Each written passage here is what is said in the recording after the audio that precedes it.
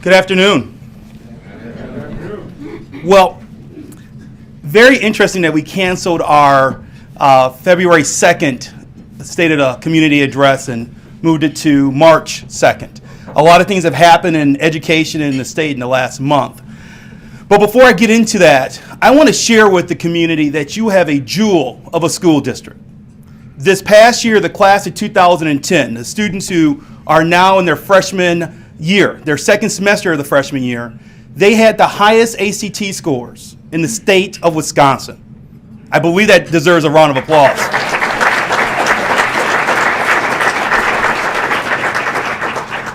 The state has a test. It's called the Wisconsin Knowledge and Concept Examination, and students take it every year. Again this year, our students in Mequon-Thiensville ranked among the highest in the state of Wisconsin on the WKCE. Scott Walker yesterday talked about the fact that he wants to measure and test all third graders to see how they're doing in literacy. I can confirm for you right now, annually, our third grade students are among the best in reading in the state of Wisconsin. In short, you have what I believe to be the best school district in the state of Wisconsin, in this community.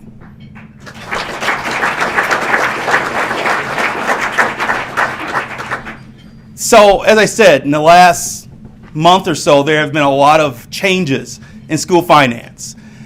Let me state a couple of things first and foremost. I'm very proud of working in Mequon-Thiensville, and I'm very appreciative of working with our board of education. I know there are two board members here today. Ann Brownfield, I thought I saw you here.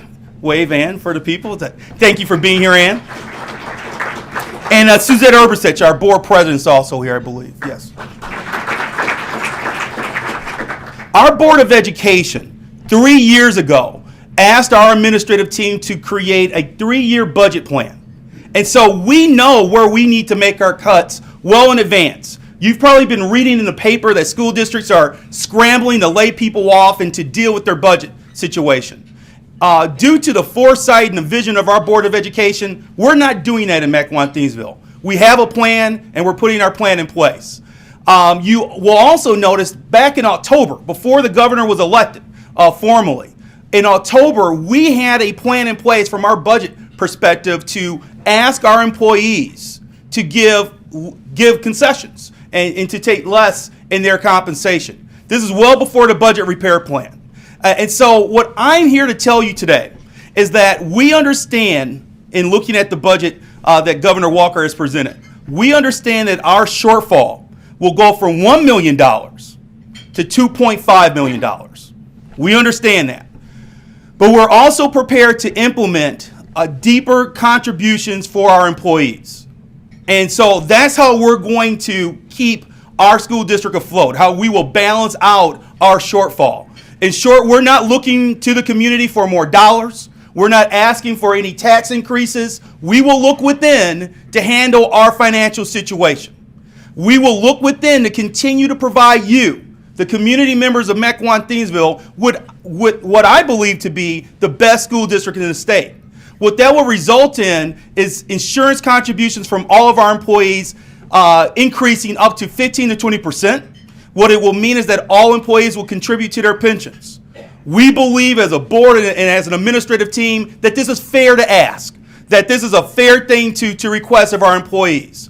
And so what we're doing in our community right now, our school community right now, is we're trying to balance the difficult message of telling our employees that they're going to have to contribute more by also trying to value our teachers. I understand in the private sector that this is a very normal message to give. And as a board, as an administrative team, we believe it's the right thing to do. But we have to keep in mind that our educators, this is a change. This is a paradigm shift. And so what I would ask you to do is to reach out to educators in our school district and tell them that you appreciate them, that you appreciate the great work that they're doing.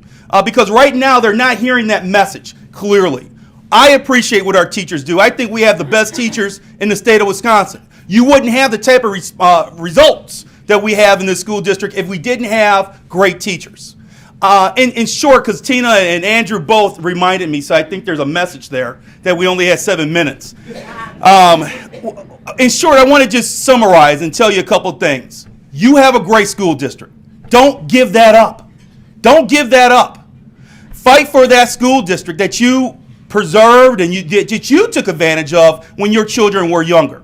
Number two, keep in mind that as a leadership team, we're not looking for new tax dollars. We are looking in. We are prescribing to a message of austerity. We're going to ask for more employee compensation concessions. We will handle this shortfall. And number three, continue to stay engaged. Come to our plays. Come to our athletic events. Meet the kids. If you meet the kids, I guarantee you that you will want to make sure that we continue to strive and continue to do great things. Thank you for your attention, and hopefully we can talk a little bit more later today.